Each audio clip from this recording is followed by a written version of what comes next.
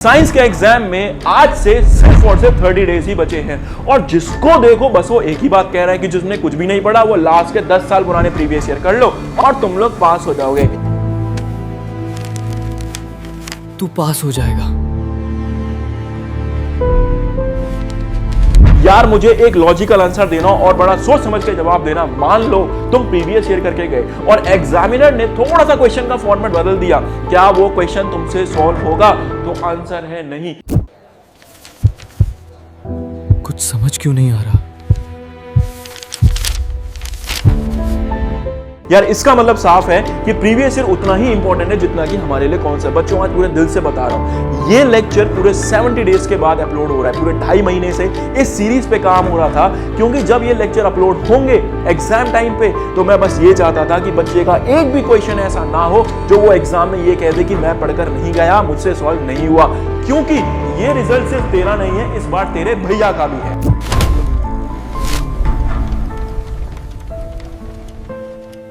Hello नन्ही जान, कैसे हैं आप सब? तो मैं आपका अपना दीपक भैया एक बार फिर से आप सभी का वेलकम करता हूं बीएस शिक्षा केंद्र में। और भैया आज हम क्लास 10 की सीरीज का 7वां चैप्टर कंटिन्यू करने वाले हैं, लाइफ प्रोसेस।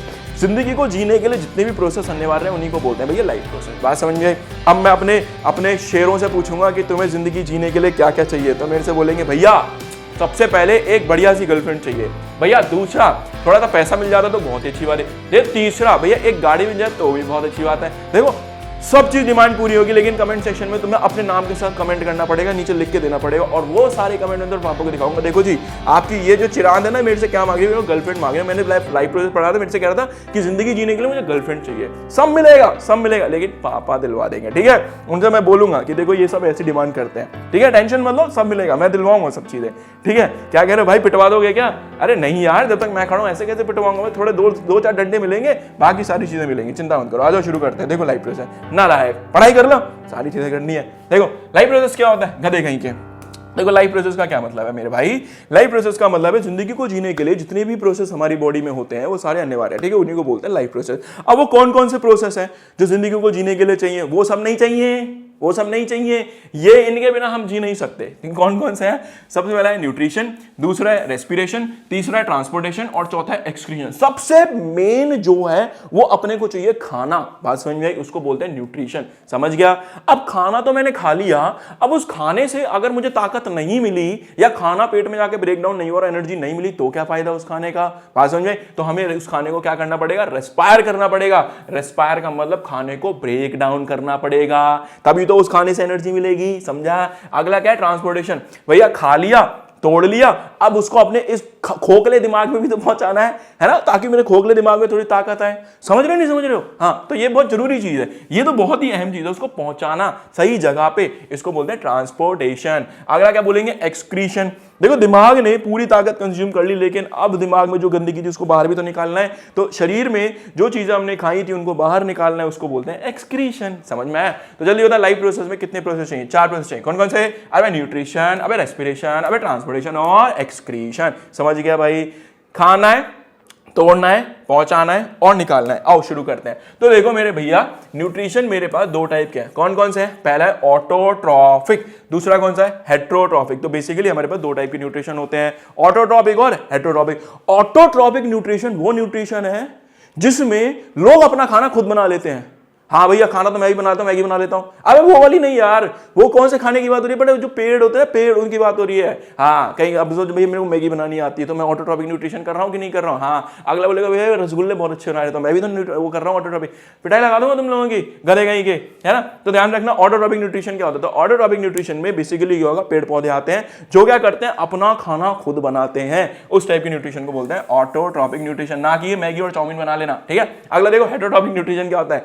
हेट्रोट्रॉपिक न्यूट्रिशन वो होता है जो कि दूसरों पे डिपेंड करता है खाने के लिए। जैसे जब हम स्कूल में जाते हैं तो भैया हम क्या करते हैं, अपना लंच तो लेके जाते नहीं है, मैं दोस्तों के लंच पे मारते निशाना कि यार यहाँ से कुछ मिल जाए, माल वाल अंटी हो जाए, ऐसे चला जाए जेब में और पेट में तो मजा ही आ जाए, उसको बोलते हैं हेट्रोट्रॉपिक न्यूट्रिशन। ये करते हैं हम लोग। समझ में आया? अब हेट्रोट्रॉपिक न्यूट्रिशन भी एक तरीके का नहीं है। कौन सा है? होलोजोइक, दूसरा कौन सा है? सैप्रोफिटिक, तीसरा कौन सा है? पैरासाइट। आओ तीनों समझाता हूं। देखो होलोजोइक का मतलब है जैसी दोस्त का लंच खुला भग से मुंह में डाल लिया, उसको बोलते हैं holozoic, direct injection, direct injection. बात समझ में आई कि नहीं आई? तो ये है होलोजोइक। तो होलोजोइक कौन करता है? ह्यूमंस करते हैं और अमीबा नाम का एक ऑर्गेनिज्म है वो करता है। ठीक है, अगला कौन सा? सैप्रोफाइट। सैप्रोफाइट क्या करता है? ये एक ऐसा ऑर्गेनिज्म है जो सड़े हुए गले हुए ऑर्गेनिजम्स को फीड करता है और वहां से न्यूट्रिशन चोरी कर लेता है। तुमने देखा होगा यार, जब कभी क्या होता है जैसे कोई जानवर है रोड साइड पे, किसी जानवर की डेथ हो गई तो उसमें से गंदी सी स्मेल आने लग जाती है। आती है कि नहीं आती है? आती है कि नहीं आती? हाँ आती है ना। तो उसमें वो बैक्टीरिया और वायरस अटैक करते हैं और वहां से न्यूट्रिशन चोरी करना स्टार्ट कर देते हैं। तो खाते रहते हैं। इस टाइप के मोड को बोलते हैं सैप्रोफाइट। तो ये क्या करते हैं? डेड डिकेइंग मैटर पे फीड करते हैं और वहां से न्यूट्रिशन चोरी करते हैं। Example fungus, bacteria, virus. समझा? अगला क्या है? पैरासाइट। देखो पैरासाइट क्या होता है? पैरासाइट वो कीड़ा है जो हमारे शरीर में घुस जाएगा और घुसने के बाद हमारे शरीर में से क्या चोरी करेगा? न्यूट्रिशन चोरी करेगा। बेटा जब तुम किसी का लंच चुराते हो ना, तुम होलोजोइक तो करते हो लेकिन साथ में उस आदमी के लिए पैरासाइट बन जाते हो। तुम्हें पैरासाइट की तरह देखता है, ध्यान रखना मेरी ये बात समझ में। तो पैरासाइट का मतलब क्या हुआ? हम वो कीड़े बन जाते हैं जो उसकी जान जो नाक में दम कर देते हैं। तो ध्यान रखना, ठीक है? तो पैरासाइट बन जाते हैं। तो लिविंग ऑर्गेनिज्म क्या करेगा? दूसरे ऑर्गेनिज्म पे जाएगा, उसके शरीर में जाएगा और वहां से क्या चोरी करना स्टार्ट कर देगा? न्यूट्रिशन चोरी स्टार्ट कर देगा। इसको बोलते हैं पैरासाइट। एग्जांपल टेपवर्म, ये कीड़ा है, ठीक है? पेट में कीड़े हो जाते हैं ना, वो हमें क्या करता है? नुकसान पहुंचाता है, फायदेमंद नहीं है प्रोसेस हमारे लिए। अगला देखो, अब देखो न्यूट्रिशन देख लो भैया। होलोजोइक में क्या करा? ये अमीबा, इसने ढक से ले लिया मुंह में। बात समझ में आई कि नहीं आई? अब देखो ये क्या है? सैप्रोफाइट। ये जो आप देख रहे हैं मशरूम, बेसिकली जो मशरूम एक फंगस है जिसको हम खाते हैं ना, वो मशरूम हम खाते हैं, वो एक फंगस है। वो कहां पे अटैक करती है? वो बेसिकली अटैक करती है जो सड़ी हुई और गली हुई लकड़ियां होती हैं ना, वहां से न्यूट्रिशन चोरी करते हैं। तो ध्यान रखना, यहां पे ग्रो करते हैं। ये देखो, ये है वो कीड़ा, जो नाक में दम करता है, इसको बोलता है पैरासिटिक। आंतों में घुस जाता है, यहां से खाना चोरी करता रहता है। समझा नहीं समझा? हाँ। अगला देखो न्यूट्रिशन इन प्लांट। अब देखो प्लांट अपना खाना खुद कैसे बनाता है उसको समझने की कोशिश करना। जल्दी बता, ये पौधा है, अरे जमीन में से क्या खींचता है? जमीन में से खींचता है पानी। क्या खींचता है? पानी। ऊपर से पता क्या खींचता है? ऊपर से खींचता है CO2। क्या खींचता है? Carbon dioxide. और धूप मामा जो है इसको, सूरज मामा जो है इसको ले गर्मी बराबर इसको क्या फेंकते रहते हैं? इसको गर्म करते रहते हैं। तो यहां से क्या मिलती है? सनलाइट। क्या मिलती है? सनलाइट। समझा नहीं समझा? अबे जमीन में से क्या खींचेगा? पेड़। जमीन में से क्या खींचेगा? सोना चांदी खींचता है, ठीक है? पेड़ जमीन में से क्या खींचेगा? बेसिकली पानी खींचता है। तो पानी खींचा, ऊपर से क्या मिला? CO2 मिला। यहां से क्या मिल गई? सनलाइट मिल गई। अब प्रोसेस स्टार्ट हो गया। तो देख होता क्या है? CO2, वाटर, जब भी कभी इनके ऊपर सनलाइट फॉल करती है तो ये कन्वर्ट हो जाता है किसमें? ग्लूकोज में, और साथ में रिलीज करता है ऑक्सीजन। इसी को बोलते हैं न्यूट्रिशन इन। अभी भैया होता कैसे है? देखो सबसे पहले प्लांट क्या करेगा? एब्जॉर्प्शन करेगा। किसकी एब्जॉर्प्शन करेगा? सनलाइट की। अब ये तो है नहीं कि इसने ऐसा मुंह खोला सनलाइट आ जाए, ऐसा नहीं है यहां सनलाइट, ऐसा नहीं होता ना। तो इसके पास क्या है? उस सनलाइट को चोरी करने के लिए एक पिगमेंट लगा होता है, उसको बोलते हैं क्लोरोफिल। तो याद रखना, इसके पास क्या होता है बेटा? यहाँ पे ग्रीन कलर का पिगमेंट होता है क्लोरोफिल, जो सनलाइट को खाने का काम करता है, यहाँ लिखा हुआ है, ठीक है? उसके बाद क्या होगा? फोटोलिसिस ऑफ वाटर होगा। ये फोटोलिसिस ऑफ वाटर का क्या मतलब है? यार इसकी तो ठीक है। फोटोलिसिस ऑफ वाटर का क्या मतलब? फोटोलिसिस ऑफ वाटर का मतलब है पानी का break down in the presence of sunlight. Photo का मतलब सनलाइट, लाइसिस का मतलब ब्रेक डाउन, किसका? पानी का। तो सूरज की गर्मी क्या करेगी? उस पानी को ब्रेक डाउन कर देगी। अगला होगा CO2 का रिडक्शन। क्या होगा? रिडक्शन का मतलब होता है एडिशन ऑफ हाइड्रोजन। तो जैसे ही यहां से पानी टूटेगा, यहां से सीधा H जाने लगेंगे, किसमें घुसेंगे? CO2 में घुसने लगेंगे और क्या बन जाएगा? ग्लूकोज बन जाएगा। आई बात समझ में कि नहीं आई? आसान है कि मुश्किल है? तो याद रखना ये सारी चीजें होती हैं। अगला क्या है? नेक्स्ट है हमारे पास फंक्शन ऑफ स्टोमेटा। देखो स्टोमेटा क्या होता है? किसकी माता? स्टोम की माता। तो देखो यहां पे स्टोमेटा की बात कर लेते हैं। यहां पे ना छोटे छोटे पोर्स होते हैं, इनको बोलते हैं स्टोमेटा। क्या बोलेंगे? अबे दिख नहीं रहा होगा ना यार, ये एक मिनट। अपने को लाल रंग पसंद है, अपन लाल रंग लेंगे। तो यहाँ पे क्या होता है? स्टोमेटा। क्या होता है यहाँ पे? स्टोमेटा। तो स्टोमेटा क्या होते हैं? आर द टाइनी पोर्स जो दो काम करेंगे। पहला, एक्सचेंज ऑफ गैसेस करवाएंगे, मतलब कि CO2 ऑक्सीजन का एक्सचेंज करवाएंगे, और दूसरा ट्रांसपीरेशन करेंगे। ट्रांसपीरेशन का मतलब होता है लॉस ऑफ वाटर। अभी समझाता हूं, चिंता मत करो। लॉस ऑफ वाटर का मतलब क्या है, ध्यान समझना। देखो होता क्या है, मान लो हमारे पास क्या है, ये एक लीफ है, इसके ऊपर क्या पड़ रही है? सूरज की रेस पड़ रही है। जल्दी बता, पानी में गर्मी होती है? क्या बोल रहा हूं मैं? अबे लीफ में पानी होता है कि नहीं होता है? तो लीफ में क्या होता है? वाटर। और जैसे ही सूरज की किरणें इसके ऊपर पड़ती हैं, ये सारा पानी गर्म हो जाता है। सारा पानी गर्म होगा और गर्म होने के बाद लीफ में से ऐसे उड़ने लगेगा और इसी प्रोसेस को क्या बोलते हैं? ट्रांसपीरेशन। ये फायदेमंद है या बेकार है? बेकार है बेटा, किसी काम का नहीं है ट्रांसपीरेशन। इसको बोलते हैं लॉस ऑफ वाटर। तो पानी का लॉस हो जाना कहां से? लीफ में से। क्या बोलेंगे? ट्रांसपीरेशन बोलेंगे। आई बात समझ में? और ये काम कौन करवाता है? स्टोमेटा। किसकी मादा? स्टो की मादा, याद रखना, ठीक है। अगला स्टोमेटा। देखो स्टोमेटा कैसे काम करता है। स्टोमेटा बेसिकली गैसेस का एक्सचेंज करवाएगा, ऑक्सीजन का और CO2 का। बढ़िया, ऐसी नॉर्मली नहीं करता। स्टोमेटा खुलता है और बंद होता है, खुलता है और बंद होता है। पर खुलना और बंद होना कैसे होता है? देखो ध्यान से समझना। देखो होता क्या है, जैसे ही पेड़ ने, जैसे ही पौधे ने पानी पिया, अब पानी पीने के बाद ये जो हमारे पास दिख रहे हैं आपको, इनको क्या बोलेंगे? Guard cell. क्या बोलेंगे? Guard cell. तो ये गार्ड सेल है, ये गार्ड सेल क्या करेंगे? जैसे ही पानी पीते रहेंगे एकदम भक्क से मोटे हो जाएंगे, भक्क से खुल जाएंगे। ऐसा खुल गए, बात समझ में आई कि नहीं आई?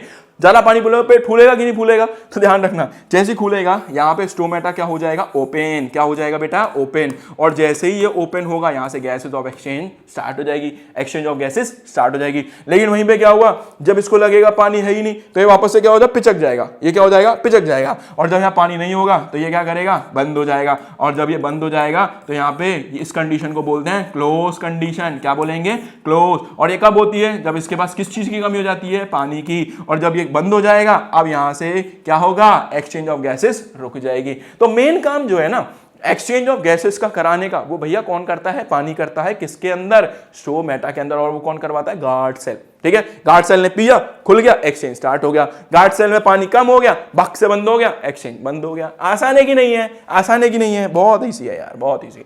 अब देखो न्यूट्रिशन इन अमीबा के बारे में समझते हैं। न्यूट्रिशन इन अमीबा क्या करता है? होलोजोइक मोड ऑफ न्यूट्रिशन करता है। होलोजोइक का मतलब डायरेक्ट एंगल। तो इनके ये जो पैर है इनको बोलते हैं स्यूडोपोडिया। क्या बोलेंगे? स्यूडोपोडिया। तो स्यूडोपोडिया क्या करता है बेटा? जैसे इसको फूड दिखता है ऐसे जाता है, लपक के इसको अंदर खींच लेता है। खींचने के बाद अंदर ले लेता है। अंदर लेने के बाद डाइजेस्टिव एंजाइम केमिकल की बारिश करता है, खच खच खच खच खच खच खच केमिकल छोड़ता है। और जैसी केमिकल छोड़ेगा उसके बाद ये यहाँ पे घुलना शुरू हो जाएगा। और घुलने के बाद फिर इसको बढ़िया से इसकी मसाज वसाज करेगा पेट में, इसमें जितना भी खाना है उसको निकालेगा। और निकालने का जैसी ताकत ले लेगा, क्या अब भैया सुबह सुबह तुम बाहर आ जाओ। तो जितना भी वेस्ट है उसको मॉर्निंग में ये बाहर कर देगा और फिर अपनी गर्लफ्रेंड से मिलने चला जाएगा। खाना पिया और सुबह मॉर्निंग में गर्लफ्रेंड, यही तो कर रहे हैं आजकल, हाँ है ना, यही तो कर रहे हैं हम लोग। हाँ तो देखो सबसे पहले क्या करेगा? इंजेक्शन। फिर क्या करेगा? इंजेक्शन का मतलब खाना लेना। फिर क्या करना है? डाइजेस्ट करना, पचाना। उसको क्या करना है? एब्जॉर्ब करना। आगे क्या करना है? एसिमिलेट करना। और आगे क्या लास्ट क्या? इंजेक्शन। इंजेक्शन का मतलब हो गया बाहर निकाल देना। खत्म यार, समझ में आया? तो ये कौन करता है? ये हमारा स्यूडोपोडिया करता है। ध्यान सुनना, न्यूट्रिशन इन अमीबा, वो तो हो गया। अब न्यूट्रिशन इन ह्यूमन बीइंग करते हैं। देखो न्यूट्रिशन इन ह्यूमन बीइंग का क्या मतलब है? ह्यूमन बीइंग किस तरीके से न्यूट्रिशन लेते हैं फूड में से, उसको बोलते हैं न्यूट्रिशन इन ह्यूमन बीइंग। ध्यान समझना। देखो सबसे पहले खाना लिया और खाना हमने अपने इस छोटे से हिस्से में रखा जिसको बोलते हैं माउथ। और जैसे ही माउथ से गया गया गया गया गया सबसे पहले हिस्से में आया, इसको बोलते हैं फेरिंग्स। तो फेरिंग्स क्या है? Common passage for food and air. ये एक ऐसा रास्ता है यहाँ वाला जिससे हवा और खाना दोनों अंदर जाते हैं। समझ में आया? अब क्या वो खाना लुढ़क लुढ़क लुढ़का लुढ़का लुढ़का लुढ़का ईजोफेगस। ईजोफेगस क्या है? एक ट्यूब है जो इसको और पेट को आपस में कनेक्ट करती है। लुढ़क के फूड आ गया यहाँ पे और करीब करीब 2 से 2.5 घंटे के आसपास यहाँ पे समय बिताता है। बढ़िया एकदम आराम से रहता है, 2 से 2.5 घंटे रहता है फूड। ठीक है, अब क्या करता है? यहाँ पे HCl नाम का केमिकल होता है, हाइड्रोक्लोरिक एसिड, वो छिड़कना चालू होता है। तो देखो स्टमक में क्या क्या होता है? स्टमक में HCl का सिक्रीशन निकलना चालू हो जाता है। अरे यार, जब पेट में हाइड्रोक्लोरिक एसिड निकलेगा तो पेट अंदर से जल नहीं सकता क्या? चल सकता है क्योंकि बहुत स्ट्रॉन्ग एसिड है। तो पेट को बचाने के लिए इसके अंदर एक म्यूकस की लेयर लगी हुई है जो स्टमक को बचाएगी। ओके भैया, 2 बातें क्लियर हो गई। तीसरी बात यह है कि इस फूड में ना प्रोटीन है, प्रोटीन है, उस प्रोटीन को हमें डाइजेस्ट करना है। तो प्रोटीन की डाइजेशन में भी ये जो पेट है एक केमिकल छोड़ता है, उस केमिकल को बोलते हैं पैप्सिन। तो वो क्या करेगा? प्रोटीन की डाइजेशन कर देगा। बात समझ में आई? और जैसे ही ये 2 से 2.5 घंटे ये सारे काम केमिकल्स अपना काम कर देंगे, अब फूड लुढ़क के कहां चलेगा भैया? अगले पड़ाव की ओर चलेगा और फूड लुढ़क के आएगा इक्थे। तो कहां पे आ गया? इस जगह पे आ गया। अब इस जगह पे जैसे ही आया इसको बोलते हैं ड्यूडेनम। देखो सी जैसा कुछ दिख रहा है, क्या सी जैसा कुछ दिख रहा है? इसको बोलते हैं ड्यूडेनम। अब ड्यूडेनम में क्या होगा? अरे तुमको ये लाल सा कुछ दिख रहा है, लाल सा कुछ दिख रहा है, इसको बोलते हैं लीवर। तो लीवर क्या करेगा? इसके अंदर ना फैट होता है। अब आप बोलेंगे फैट क्या होता है? तो भैया फैट को बता देता हूं कहां होता है। दूध पीते हो, दूध, उसमें फैट होता है। तुम केक खाते हो उसको फैट होता है, बनाना खाते हो केला उसमें फैट होता है, तो इन सब चीजों में होता है फैट। इसको ब्रेक डाउन करना है तो इसको ब्रेक डाउन कौन करेगा? लीवर करेगा। आई बात समझ में? कौन करेगा? लीवर करेगा। तो लीवर क्या करेगा? इसमें केमिकल छोड़ेगा। कौन सा केमिकल छोड़ेगा? बाइल। अब बाइल क्या करेगा? इसको फैट को डाइजेस्ट कर देगा। देख प्रोटीन तो यहां खत्म हो गया, खत्म नहीं हुआ, टूटना शुरू हो गया, खत्म नहीं हुआ, टूटना शुरू हो गया, और यहां पे क्या हुआ? फैट का ब्रेकडाउन हो गया। अब जो यहां से ये जो हमारे पास एक ऑर्गन है पैनक्रियाज, ये अलग काम करता है। तो भैया याद रखना, ये जो हमारे पास पैनक्रियाज है ये क्या करेगा? कुछ एंजाइम निकालेगा। कौन कौन से? अमाइलेज, ट्रिप्सिन और लाइपेज, जो फर्दर उसकी ब्रेकडाउन और स्टार्ट करेंगे, उसको और ब्रेक करेंगे। समझाता हूं आगे इन तीनों का फंक्शन। अब क्या हुआ? खाना जैसे ही यहां पे पूरा एकदम ऐसे चूरा चूरा सा हो जाएगा, वो लुढ़क के आएगा कहां पे? इस हाईली कॉइल स्ट्रक्चर में, जिसको बोलते हैं क्या बेटा? जीजूनम। क्या बोलेंगे? जीजूनम। तो जीजूनम में क्या लगी होती है? छोटी छोटी ना, ऐसे छोटी छोटी इंटेस्टाइन के अंदर, ये इंटेस्टाइन का पार्ट है, ऐसे उंगलियां लगी होती हैं। ये उंगलियां कनेक्टेड होती हैं खून की नलियों से, और जैसे ही खून ब्लड खाना यहां आया, इसमें से न्यूट्रिशन चोरी करके कहां पहुंचाता रहेगा? ये ब्लड में पहुंचाता रहेगा।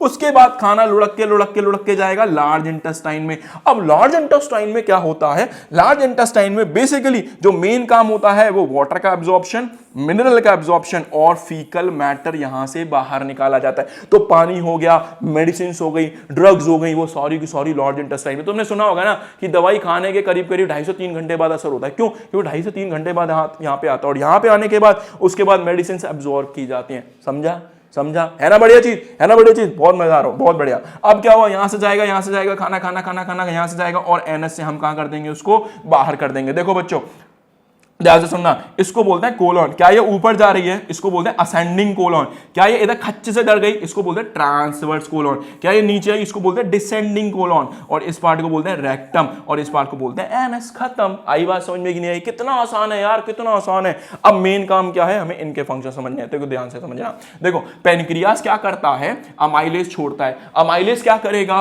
स्टार्च को ब्रेक कर देगा। किसमें? शुगर में। ट्रिप्सिन क्या करेगा? प्रोटीन, जो पेट में प्रोटीन टूटा था ना, उस प्रोटीन को पूरा डाइजेस्ट कौन करेगा? ये करेगा। लाइपेज अभी क्या करा था? लीवर ने फैट का ब्रेकडाउन शुरू कर दिया, उसको डाइजेस्ट, उसको पचाना है ना, तो पचाने को कौन करेगा? लाइपेज करेगा। समझ में आया कि नहीं आया? बहुत बढ़िया। अगला देखो, लीवर क्या करेगा? लीवर करेगा बाइल को कहां पे स्टोर करता है? गॉल ब्लैडर में। यहां पे दिखाया नहीं है, इससे ना नीचे की तरफ यहां पे एक इस तरीके से थैली होती है, उसको गॉल ब्लैडर बोलते हैं। तो लीवर क्या करता है? यहां पे ना बाइल को स्टोर करता रहता है, यहां पे वो गाढ़ा होता है, और फिर जब उसको जरूरत होती है वो स्क्वीज करता है, कच से ऐसे नीचे आ जाता है। बात समझ में? तो ध्यान रखना, इमल्सिफिकेशन ऑफ फैट कराएगा, जो क्या करेंगे? फैट के छोटे छोटे ड्रॉपलेट में उसको तोड़ देंगे। आई बात समझ में? और जितने भी हमारे शरीर में हार्मफुल सब्सटेंस है उसको एलिमिनेट करेगा, बाहर निकलने का काम करेगा।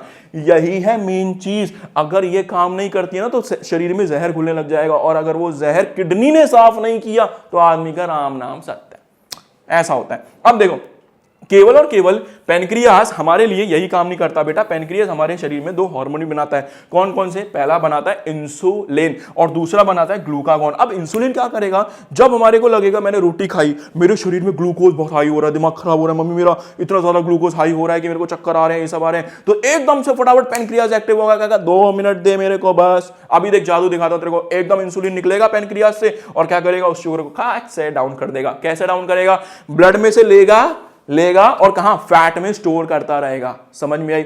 अब क्या हुआ? किसी अकस्मात हम बाहर गए, ठीक है, और मेरा दोस्त लंच लेके नहीं आया था, साला खुद तो भूखा मरा, मुझे भी भूखा मार रहा था, लेकिन उसे क्या पता था कि मैं तेरी इतनी रोटी खा चुका हूं कि मेरे पेट में भयंकर फैट जमा है, मुझे कोई समस्या नहीं आने वाली। तो शरीर ने क्या करा? शरीर ने देखा साला रोटी तो लाया नहीं है, खुद तो मर ही रहा है, मेरे को भी मार रहा है, कह रहा तू टेंशन मत ले, इसको मरने दे। तो इसने क्या करा? एक ग्लूकागॉन नाम का केमिकल निकालना शुरू करा, और ग्लूकागॉन क्या करेगा? जाएगा और जो फैट तुमने जमा करा था इंसुलिन ने, उसको काटेगा, दोबारा काटेगा, और हमारे शरीर को क्या देना चालू कर देगा? एनर्जी देना चालू कर देगा, ग्लूकोज बनाना चालू कर देगा। समझ में आया? तो ग्लूकोज शुगर को बढ़ाता है और इंसुलिन शुगर को घटाता है। हार्मोन्स है।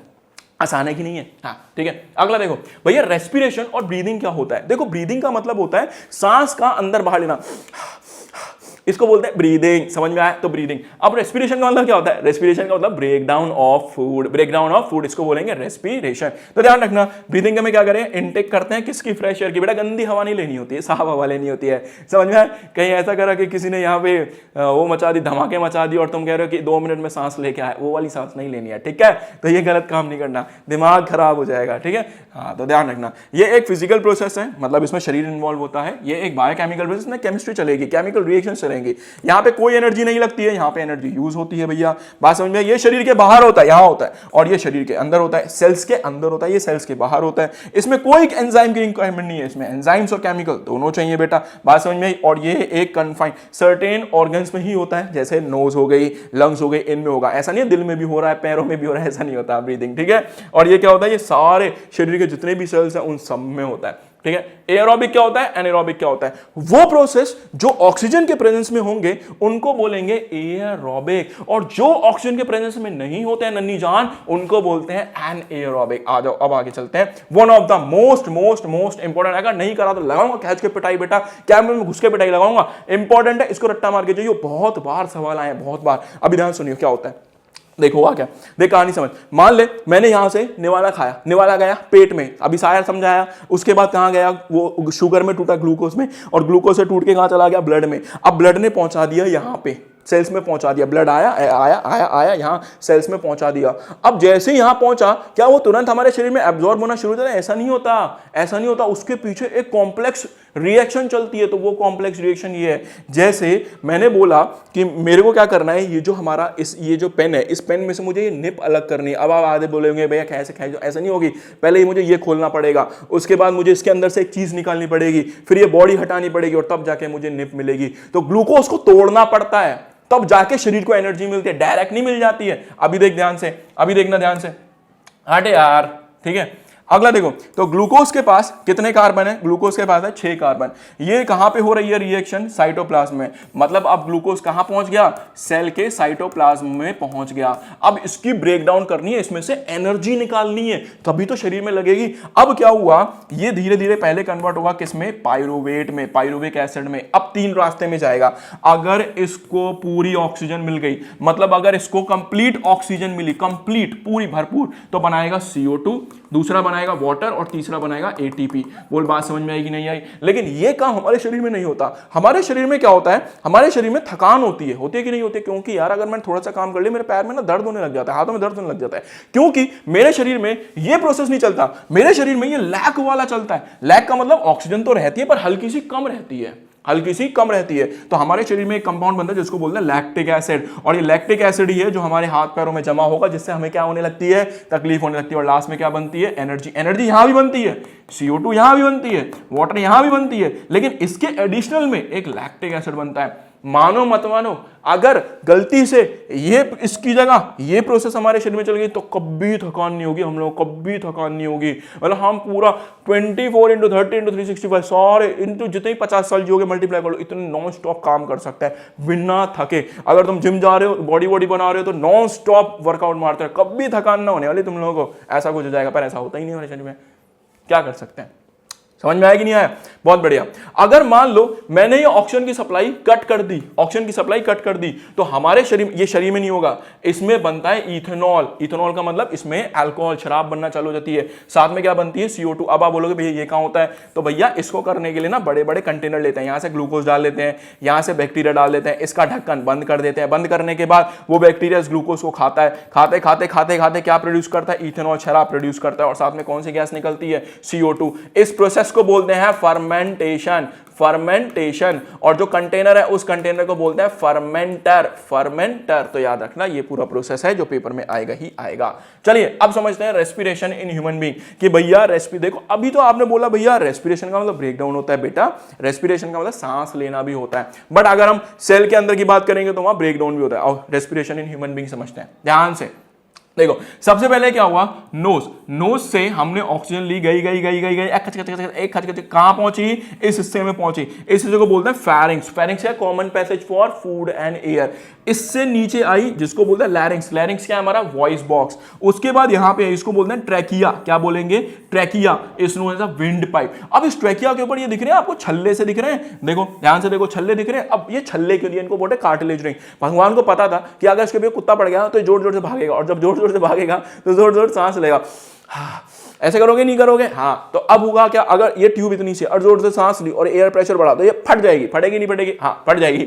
और जब ये फट जाएगी तो होगा क्या, वहीं पे हमें चेस्ट में पेन लगे और राम नाम सत्य हो जाएगा। तो भगवान ने क्या करा, उसके अराउंड में ऐसे कार्टिलेज की रिंग लगा दी। अब वो कार्टिलेज की रिंग क्या करती है, उस लंग्स को ज्यादा एक्सपैंड नहीं होने देती है, एक्सपैंड लिमिट कर देती है ना। उसके आगे एक छल्ला लगा हुआ है, अब ज्यादा खींचातानी नहीं कर पाओगे आप उसके साथ। उसके बाद क्या हुआ, ये जो हमारे पास जो एयर है वो लुढ़क के आई ब्रोंकाई में, उसके बाद गई ब्रोंकस, और उसके बाद ये फर्दर डिवाइड होते हैं, इनको बोलते हैं ब्रोंकियोस, और आगे लगे हुए हैं यहाँ पे एल्विलाई, और एल्विलाई में पहुंच गई। एल्विलाई के आगे लगी होती है ब्लड वेसल, और सारी की सारी ऑक्सीजन कहाँ चली जाती है, हमारी इन ब्लड वेसल में चली जाती है, और यहां से चली जाती है शरीर में, और शरीर इसको यूज कर लेता है। खत्म यार, आसान है कि नहीं है। अब ये रिब्स का काम क्या है, तो रिब्स क्या करती है, किसी की छाती में घूसा मार के देखो, समझ में आए तो पहले हड्डियां आ जाएंगी, तो हड्डियां प्रोटेक्ट करने का काम करती है, लंग्स को डैमेज नहीं होने देंगी, तो ये ध्यान रखना, ठीक है। ये छोटी मोटी चीजें लिखी हुई है। अगला देखो, ट्रांसपीरेशन इन प्लांट, ठीक है, ट्रांसपोर्टेशन इन प्लांट। देखो ट्रांसपोर्टेशन, ये पेड़ है, इस पेड़ में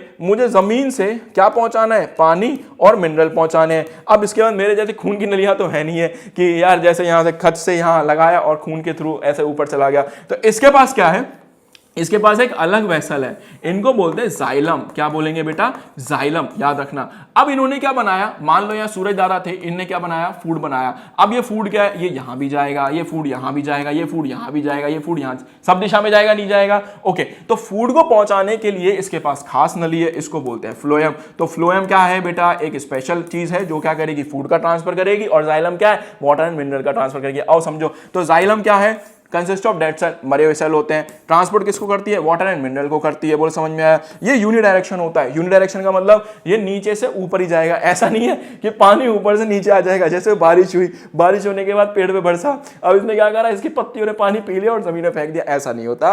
ये जमीन से कहां जाता है, ऊपर जाता है, ठीक है, याद रखिएगा। अगला क्या है, ये ऐसा क्यों कर रहा है, ये ऐसा करता है ड्यू टू ट्रांसपीरेशनल पुल। तो बता देता हूं क्या होता है। देखो यहां पे क्या होता है, लीफ होती है, जब इसके ऊपर क्या पड़ती है, सूरज की किरणें पड़ती है ना, तो यहां से पानी सारा ऊपर उड़ जाता है। ऊपर उड़ने के बाद यहां पर पानी की हो जाती है कमी, नीचे पानी क्या है, ज्यादा, तो ज्यादा से कम की तरफ मूव करता है। इस प्रोसेस को या तो ऑस्मोसिस बोल लो, या इस दूसरे प्रोसेस का नाम है ट्रांसपीरेशनल पुल। क्या नाम है, ट्रांसपीरेशनल पुल, ऐसे कर सकते हो। अगला देखो फ्लोएम क्या होता है। फ्लोएम लिविंग सेल्स होते हैं, ये क्या करते हैं, शुगर का ट्रांसपोर्ट करते हैं। ये मल्टी डायरेक्शन में होता है भैया, लेफ्ट राइट ऊपर नीचे दाएं बाएं सब जगह पहुंचाना है ना फूड, ऐसे थोड़ी ना एक ही जगह पहुंचाना है, तो याद रखना, ठीक है। और यहां पे जो प्रोसेस लगता है उस प्रोसेस का नाम है ट्रांसलोकेशन। तो दोबारा बता दे रहा हूं, फ्लोएम लगाता है ट्रांसलोकेशन, और जो हमारी जाइलम है वो लगाती है ट्रांसपीरेशन। क्लियर है, आ जाओ चलो। अब देखो ह्यूमन हार्ट, देखो यार इससे ना एक पहले वाला लेक्चर डाला है मैंने, पुराना लेक्चर है, लेकिन उसमें मैंने ह्यूमन हार्ट पूरा डिटेल में समझाया, पूरा भयंकर। ये चैप्टर मैंने पहले भी डिटेल में समझा रखा है, अभी तो मैं कोई रिवीजन करा रहा हूं, तो जल्दी जल्दी करा रहा हूं सारी चीजें। अगर आपको डिटेल में पढ़ना है तो आप वहां पढ़ सकते हो, ठीक है। आओ शुरू करते हैं। देखो होता क्या है, इस हिस्से को बोलते हैं, ये दिख रहा है आपको, इसको बोलते हैं एट्रिया, इसको बोलते हैं वेंट्रिकल, इसको बोलते हैं एट्रिया, इसको बोलते हैं वेंट्रिकल। सीधी सीधी बात है। चलो अभी देखो हुआ क्या, अभी देखो हुआ क्या, यहां ऊपर से वेना कावा और इधर से vena cava, vena cava from lower body, vena cava from upper body, ये लेकर आती है डीऑक्सीजनेटेड ब्लड। इसके अंदर ना क्या होती है, CO2 होती है, और दोनों लाने के बाद ये जो वाल्व है, इन वाल्व से कहां फिल कर देती है, वेंट्रिकल्स में फिल कर देती है। अब जैसे ही वेंट्रिकल से फिल हुआ, ये एट्रिया कॉन्ट्रैक्ट करता है, ब्लड वेंट्रिकल में चला जाता है, फिर वेंट्रिकल कॉन्ट्रैक्ट करता है, और वेंट्रिकल से होता होता होता होता होता होता किसके थ्रू, पल्मोनरी आर्टरी के थ्रू कहां निकल जाता है, लंग्स में निकल जाता है, और वहां से वापस ऑक्सीजन लेके आता है।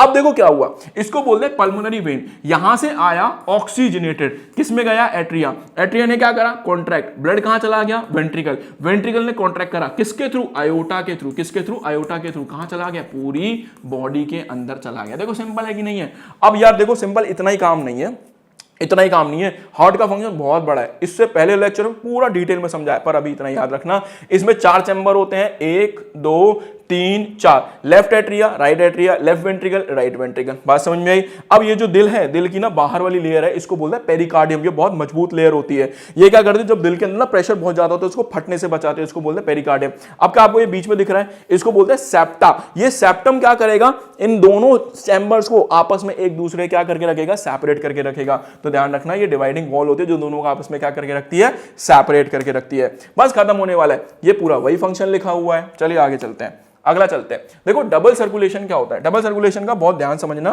कि डबल सर्कुलेशन कैसे काम करता है। मैंने सोचा यार इसको तो समझा ही देता हूं, क्योंकि उसको प्रैक्टिकली अभी नहीं करा पाऊंगा वहां पे, क्योंकि टाइम बहुत कम है ना। तो यहां इसको करा सकता हूं मैं, डबल सर्कुलेशन। पेपर में पूछते भी हैं। देखो डबल सर्कुलेशन क्या हो, जल्दी बोलो। ऊपर से क्या आई, ऑक्सीजन। क्या आई, ऑक्सीजन। जल्दी बता, ऑक्सीजन ऊपर ज्यादा है नीचे ज्यादा है, ऊपर ज्यादा है। तो एल्विलाई से सारी ऑक्सीजन कहां चली गई, ब्लड में। और जैसी ब्लड में गई, ये खच खच खच खच एक खच खच खच कहां पे आ गई, ये आ गई कहां पे, एट्रिया में। किस में आ गई, एट्रिया।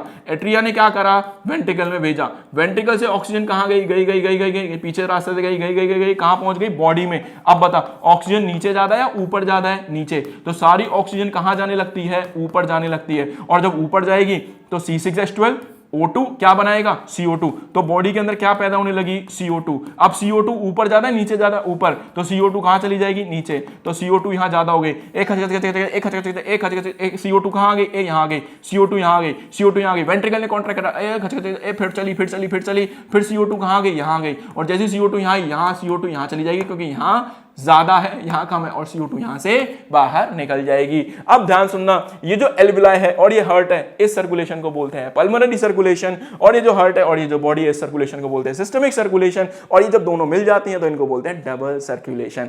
आसान था ना, पहले पढ़ा हुआ है इसलिए रिवीजन करा दिया फटाफट फटाफट। चलो अब करते हैं किसका, last topic of this chapter, जिसका नाम है एक्सक्रीशन। देखो एक्सक्रीशन का भी कॉन्सेप्ट बहुत सिंपल है। एक्सक्रीशन में क्या करना है, अपन लोग को जो भी हमारी बॉडी में वेस्ट है उसको हम बाहर निकालने हैं। अब देखो एक्सक्रीशन करने के लिए हमें क्या चाहिए, एक्सक्रीट करने के लिए हमें चाहिए किडनियां। सबसे पहले एक ऐसी मैं ना ऑफलाइन पढ़ा रहा था, मैंने पूछा एक बच्चे से किस किस को पता है किडनी कहां होते हैं। तो एक बच्चा ना आया, कह रहा भैया मैं बताऊंगा, भैया मैं बताऊंगा। मैंने कहा बता, बड़ा सीरियस था भाई वो लड़का। तो कह रहा भैया मैं बताऊंगा। मैंने कहा बता कहां किडनी होती है। तो कह रहा भैया बताऊं।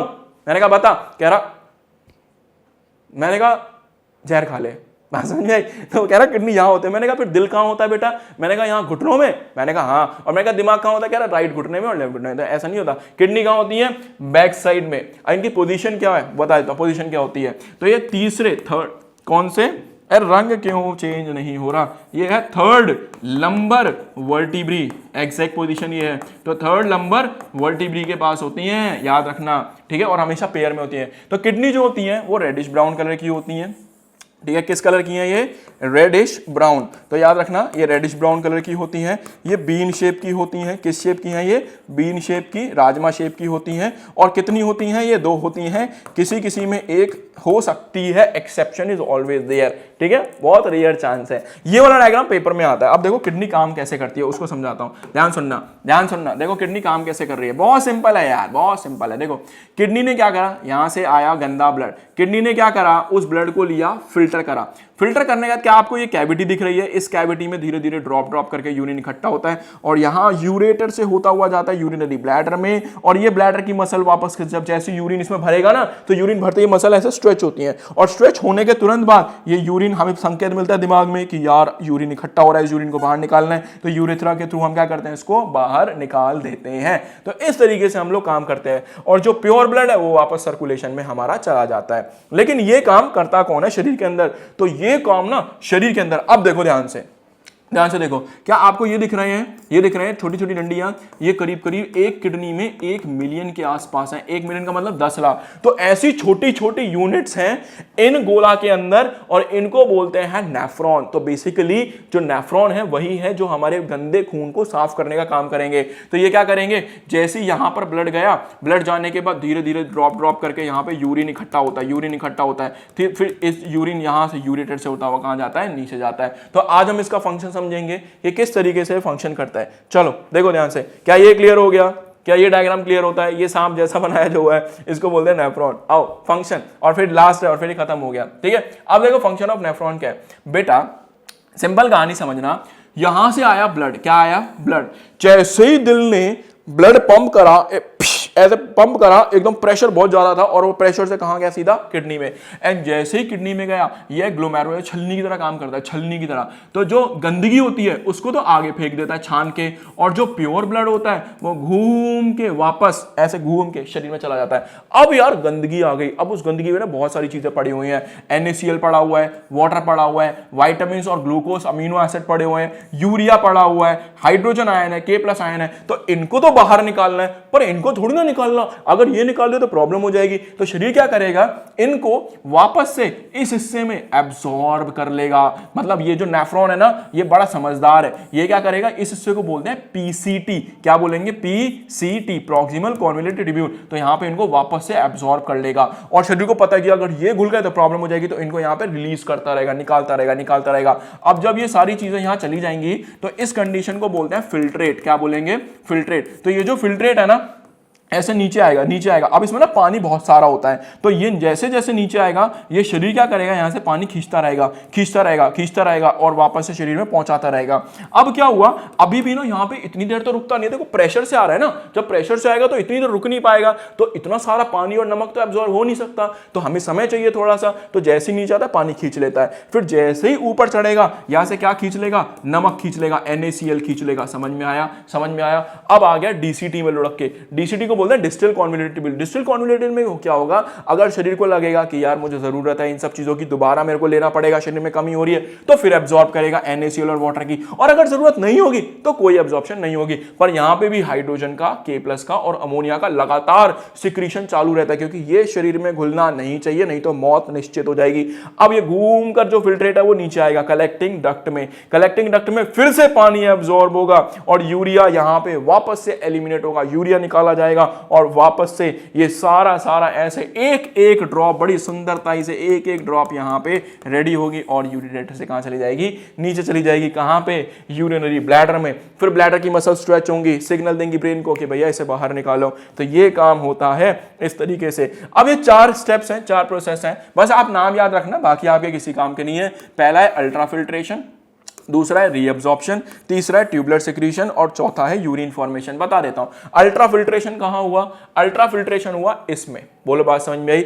अच्छा, अगला क्या था, अगला था रीअब्जॉर्प्शन। रीअब्जॉर्प्शन का मतलब क्या हुआ, यहां पर चीजें वापस से सोखी गई। रीअब्जॉर्प्शन, क्या ट्यूब ने यहां पे सिक्रीट करी है, ये देखो निकाली है कि नहीं निकाली है, सिक्रीट करी है कि नहीं करी है, NaCl यहां निकाला, ट्यूबुलर सिक्रीशन। तो इसको बोलते हैं ट्यूबुलर सिक्रीशन। और लास्ट में हमारा क्या होता है, यूरिन फॉर्मेशन, और एट द एंड क्या बन जाता है, यूरिन बन जाता है। और फाइनली मेरे छोटे भाई बहनों, यहां पे एक और बार मैंने ये चैप्टर फिर से खत्म करा दिया, लाइव प्रोसेस। देखो इसमें मैंने बहुत जल्दी कराया। फिर भी अगर तुम्हें कोई प्रॉब्लम है ना, अगर तुम्हें लग रहा है कि यार ये टॉपिक भाई ने पूरी तरह से नहीं कराया, या मेरे को ये पूरी तरह से नहीं समझ, तो एक ना मैंने पुरानी वीडियो डाली है जिसमें तुम्हारे भाई का ना थोड़ा थंबनेल सा गंदा सा दिखाई देगा, ठीक है, वो वाली वीडियो देखना। तो उसमें मैंने बहुत डिटेल में पढ़ा रखा है वहां पे, ठीक है। चलो अब एक काम करो, बढ़िया मन लगा के पढ़ते रहो। अब मिलूंगा मैं आप सभी से अगले लेक्चर में इसी जगह। तब तक अपना ध्यान रखना, तब तक के लिए बाय बच्चों। और जो भी चैप्टर पढ़ना है ना, कमेंट सेक्शन में बता देना, ठीक है। कोई भी डाउट हो कमेंट करना, ठीक है। चलो बाय बच्चों, ध्यान रखना अपना, सी यू सून।